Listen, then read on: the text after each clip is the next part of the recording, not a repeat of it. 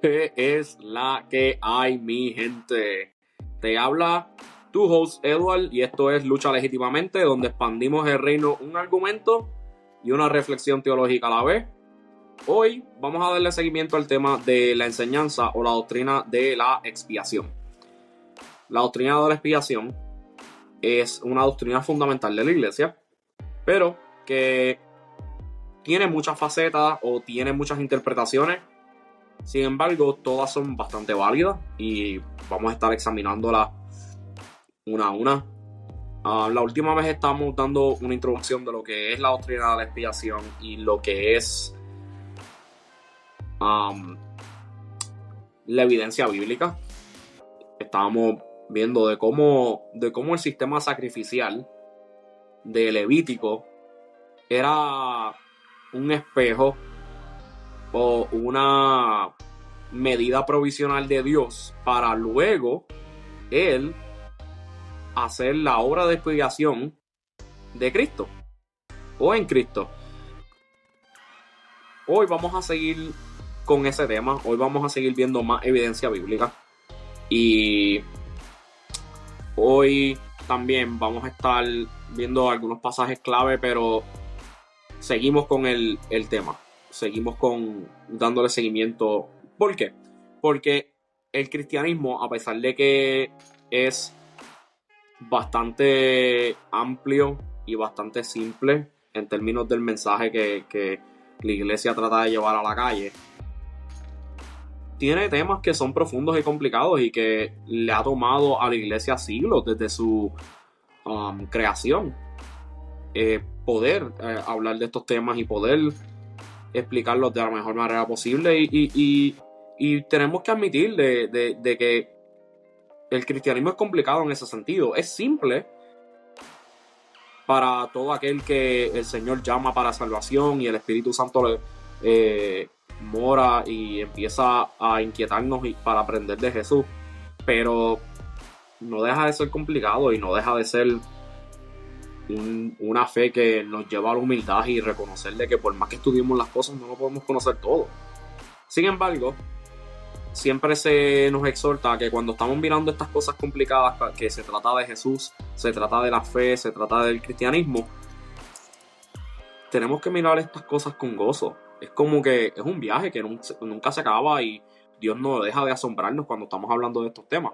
Y la doctrina de la expiación es uno de esos ejemplos, por decirlo así. Hoy vamos a seguir hablando de la evidencia bíblica sobre la obra de Jesús, la obra de Cristo en la cruz, que es la doctrina de la expiación. ¿Por qué Cristo tuvo que morir? ¿Por qué Cristo tuvo que venir de la manera en que vino para ofrecernos salvación? O sea, ¿qué significa eso? Y eso es lo que la doctrina de la expiación está tratando de explicar. Primero tenemos que entender de que el Nuevo Testamento interpreta a Cristo como el siervo sufriente de Isaías 53. Y 10 de los 12 versos que están en ese capítulo son citados en todo el Nuevo Testamento. Y como ejemplo, para empezar, Felipe evangelizó al etíope que estaba leyendo este pasaje. El etíope estaba leyendo el rollo de Isaías y estaba en Isaías 53, de casualidad, entre comillas. Y Felipe le explica quién es ese individuo del cual Isaías está hablando. El apóstol Pedro, también en sus epístolas, en 1 de Pedro 2, del 22 al 25, habla de cómo Jesús es el siervo sufriente. Alude a ese pasaje. Y vamos a ver el tema de la sustitución en Isaías 53. La expiación o la doctrina de la expiación es dentro del cristianismo o especialmente dentro de la rama reformada y evangélica, siempre se ha llamado como sustitución penal. El tema central de Isaías 53 es que el siervo sufre de manera vicaria o sustituta y punitiva, o sea, legal, por el pecado de otras personas. Y no sufre de manera justa. Y es el caso de Israel siendo exiliado según el contexto histórico del profeta Isaías. Este sufre de manera injusta, entre comillas. Israel, el antiguo Israel y los fariseos estaban interpretando este pasaje como Israel siendo el siervo sufriente, sufriendo de manera injusta. Pero si entendemos el pasaje y entendemos el tipo de gente que era Israel en ese tiempo, nosotros podemos concluir de que Israel no era tan justo y tan santo que digamos. So que, teniendo eso en mente, Isaías 53 estaba hablando más allá de Israel siendo exiliado, porque el exilio de Israel es consecuencia del pecado de Israel de alejarse de Dios y no cumplir o no vivir bajo el pacto. So que de una podemos ver de que esa no es la interpretación de Isaías 53 como los judíos rabínicos o los fariseos de ese tiempo estaban tratando de explicar. Ahora, en la historia sí sabemos de una persona que sufrió de manera injusta y que sí fue un siervo, una persona bastante humilde que sufrió.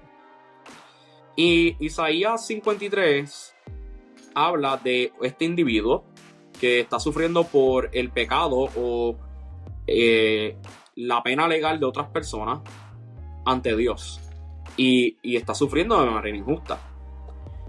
El cargar el pecado es una expresión legal del Antiguo Testamento indicando que el individuo o el animal es culpable. En el caso del siervo, él está cargando el pecado de otras personas y lo vemos en el verso 5. Y lo voy a buscar, Isaías 53, y vamos a ir poco a poco viendo cómo este pasaje habla bastante claro sobre lo que es la sustitución penal, que es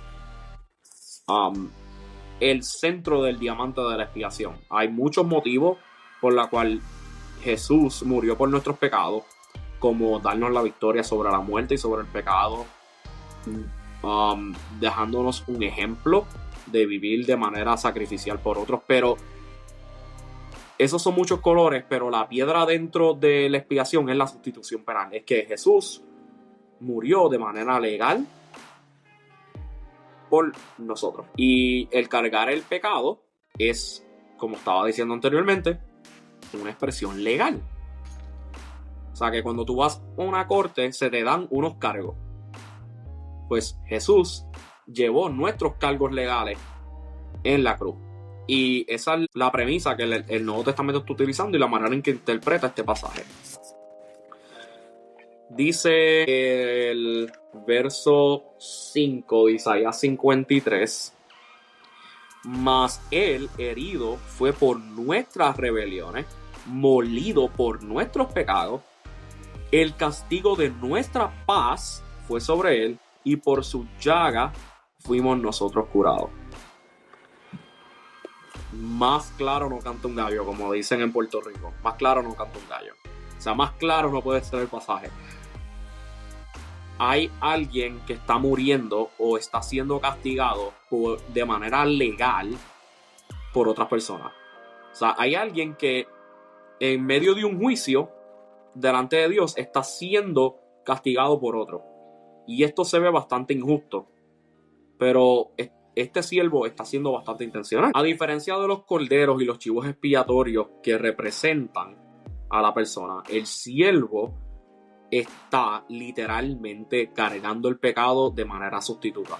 O sea, en vez de nosotros cargar con tener los cargos delante de Dios, el que está tomando los cargos en este juicio es Jesús. Eso es lo que Isaías está queriendo decir. Y la consecuencia divino-legal del pecado es la muerte. O sea, en el sistema sacrificial, el animal muere por el adorador de manera sustituta y simbólica. Y eso lo hablamos anteriormente. Similarmente, el siervo está sufriendo por la culpa del pecado de manera sustituta de otras personas. Y lo vemos en el verso 10 de Isaías 53. Con todo esto, Jehová quiso quebrantarlo, sujetándole a padecimiento, cuando haya puesto su vida en expiación por el pecado, verá linaje y vivirá por largos días, y la voluntad de Jehová será en su mano prosperada. Es la intención de Dios de que este siervo muera en nuestro lugar. Y estamos hablando de un pasaje que se escribió siglos antes que Jesús hubiese llegar a la tierra.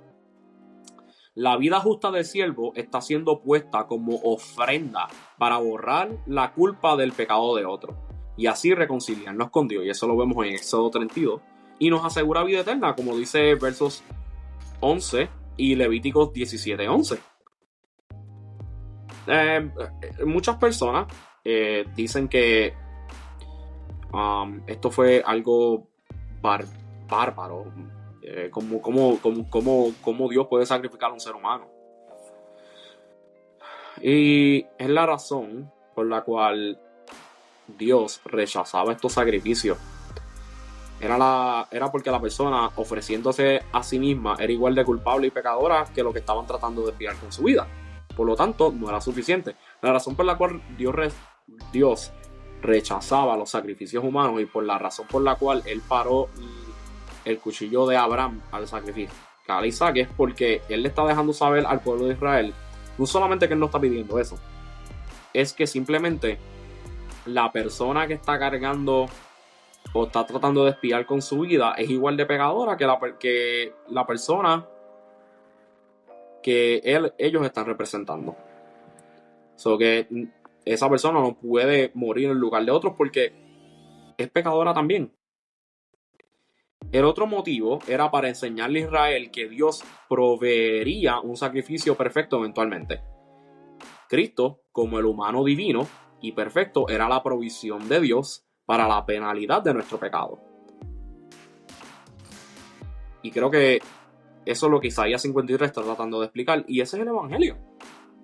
Ese es el mensaje que nos trae paz con Dios y nos hace amigos e hijos de Dios. Si no estamos cubiertos por el sacrificio sustituto de Cristo, nosotros estamos bajo la condenación justa de Dios. El nosotros no creer en Jesús es básicamente presentarnos ante Dios con nuestros cargos y justificándonos a nosotros mismos, pero sabemos que ese caso lo vamos a perder. O sea, somos culpables. Ahora, Cristo toma los cargos que se nos acusa y Él mismo se los imputa, o sea, se los pone encima y se ofrece a sí mismo como el sacrificio, muriendo y pagando la deuda para que nosotros entonces recibamos su inocencia, recibamos su santidad, recibamos su justicia y recibamos su herencia. Ese es el Evangelio. El justo murió por los injustos, el santo murió por los pecadores, para que los pecadores se convirtieran en santos para Dios. Eso es lo que la doctrina de la expiación está tratando de explicar. Eso es lo que llamamos la sustitución penal está tratando de enseñar. Y un teólogo llamado Hernan Spiekerman tiene una fórmula y dice, y esta fórmula es la siguiente. Número 1, el siervo sufre por el pecado de otro. Número 2, el que intercede por los pecadores en sí mismo es sin pecado y perfectamente justo. Lo vemos en el verso 9 y verso 11 de Isaías 53. Y esta acción vicaria, sinónimo de sustituto, una palabra de domingo, ocurre una sola vez con resultados y consecuencias futuras. O sea, el verso 10 al 11 habla de que este sacrificio sustituto tiene resultados y consecuencias eternas y futuras. Intercede de manera voluntaria este siervo sufriente, versos 4 al 5, y Dios mismo lo ofrece como sustituto, pero ambos coinciden y tienen un acuerdo para interceder punitivamente por los pecadores, versos 6 al 10 de Isaías 53. Más claro no canta un gallo, mi gente. Eso es lo que Isaías 53 está tratando de explicar. el siervo sufriente en el Nuevo Testamento, Primera de Pedro 2, 21 al 24. Voy a buscar Primera de Pedro 2, 21 al 24 para poder ver lo que la palabra de Dios nos está diciendo en torno a este pasaje. Es bien interesante que nosotros veamos que la Biblia misma se defiende y se interpreta. Y el Espíritu Santo siempre nos va a ayudar a poder entender estas cosas. Dice Primera de Pedro, capítulo 2, versos del 21 al 24. Pues, para esto fuisteis llamados, porque también Cristo padeció por nosotros, dejándonos ejemplo para que sigáis sus pisadas, el cual no hizo pecado, ni se halló engaño en su boca, quien cuando le maldecían no respondía con maldición, cuando padecía no amenazaba, sino encomendaba la causa al que juzga justamente, quien llevó él mismo nuestros pecados en su cuerpo sobre el madero, para que nosotros, estando muertos a los pecados, vivamos a la justicia, y por cuya herida fuisteis sanados, porque vosotros erais como ovejas descarriadas, pero ahora habéis vuelto al pastor y obispo de vuestras almas. Pedro, un pescador. Pedro, una persona que no era un fariseo, una persona de alta alcurnia en la sociedad judía, hace un caso excelente a cómo Jesús cumplió con la profecía de Isaías 53. Y en este pasaje Pedro hace alusión a Isaías 53:8. Cristo, como el siervo, descansó en la justicia de Dios a pesar de que la injusticia del mundo lo llevó a la cruz. Cristo se ofreció de manera voluntaria como sacrificio expiatorio, ofrecido por nuestros pecados según Isaías 53. Y como modo de conclusión, mi gente, Cristo se vio a sí mismo como el siervo sufriente que, valga la redundancia, sufrió el castigo que merecíamos para reconciliarnos con Dios. Y esto nos deja saber de que, a pesar de que la salvación es por gracia, la salvación no fue gratis. Alguien tenía que pagar. Alguien tenía que pagar por la deuda legal que teníamos delante de Dios. Y Dios mismo, en la persona de Jesús, pagó el precio. Y vamos a ver eso en el próximo episodio. Pero yo quiero que ustedes lean Isaías 53 y luego lean los evangelios y vean cómo Jesús cumple con esta profecía y cómo está bien reservada y bien atestada, y cómo podemos ver de que esto ha sido una verdad bastante evidente, porque cuando vemos una persona dentro de la fe, vemos que hay un cierto tipo de amor sacrificial, y no es porque Jesús es meramente nuestro ejemplo a seguir, como dice Pedro. Él es nuestro ejemplo a seguir porque es nuestro sustituto ante Dios. O sea, no simplemente nosotros vamos al cielo porque seguimos las pisadas de Jesús, no. Nosotros seguimos las pisadas de Jesús porque Él nos sustituyó ante la corte divina, y su sacrificio, cuando lo recibimos en fe, nos declara justos, somos perdonados, para entonces vivir como Él. Ya no tienes que vivir con la mentalidad de que tengo que hacer esto para poder ir al cielo. No. Es bien diferente. Ya tú estás en el reino de los cielos si crees en Cristo Jesús como tu Señor y Salvador. Ahora tú vives como un ciudadano del cielo, así como Jesús enseñó y vivió en esta tierra. Ese es el evangelio. Eso sería todo. Vamos a seguir hablando de la doctrina de la expiación. Si te fue de edificación, dale like y suscríbete a las plataformas de Facebook, Spotify, Apple Podcast, Instagram y YouTube. Lucha legítimamente. Comparte este mensaje. Vamos a ocupar el reino de Dios en todas las plataformas. Un argumento a la vez, una apologética a la vez, y un texto y una reflexión teológica a la vez. Esto sería todo, mi gente. Eso, que nos vemos y que Dios los cuide.